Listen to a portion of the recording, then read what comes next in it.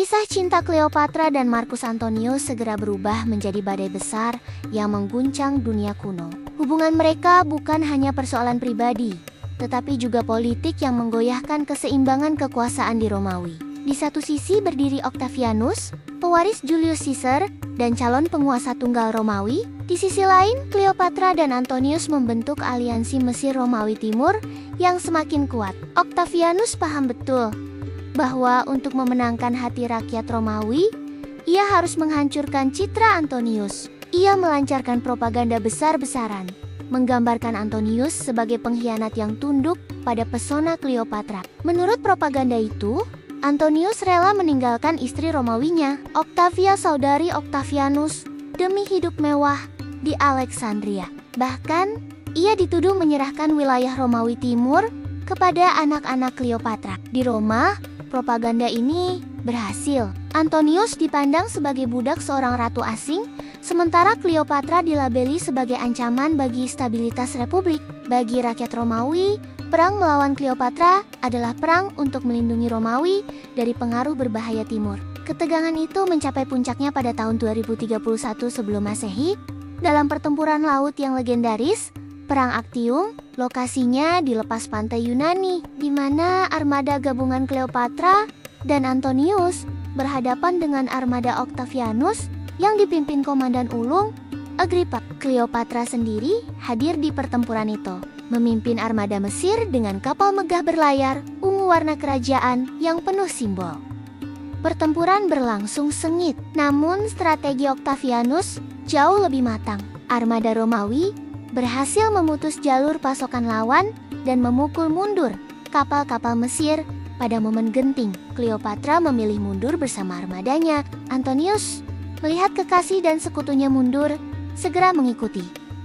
Tindakan ini menyebabkan moral pasukan runtuh. Armada besar yang seharusnya bisa menandingi Octavianus hancur berantakan. Kekalahan di Actium menjadi titik balik. Antonius dan Cleopatra kembali ke Mesir. Namun, nasib mereka sudah ditentukan.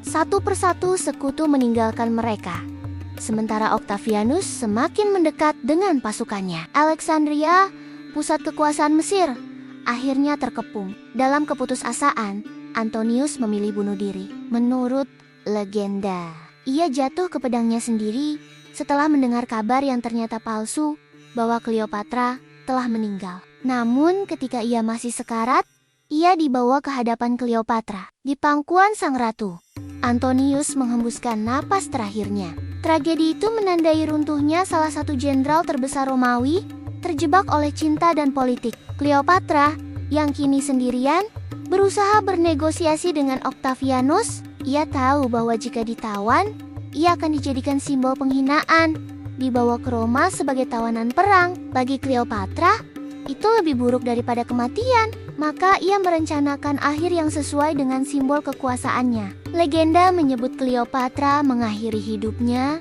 dengan membiarkan seekor ular kobra simbol kerajaan Mesir menggigitnya.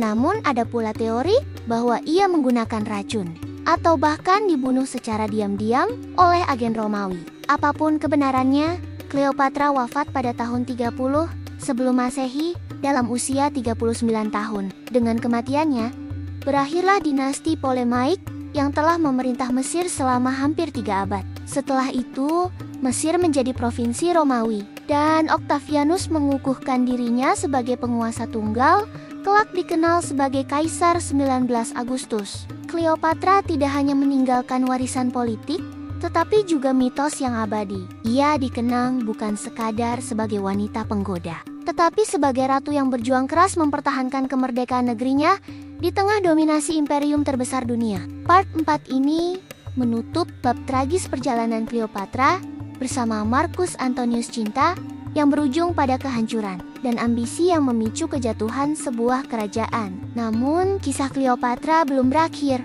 Warisannya dalam sejarah, seni, dan budaya terus hidup hingga ribuan tahun setelah kepergiannya.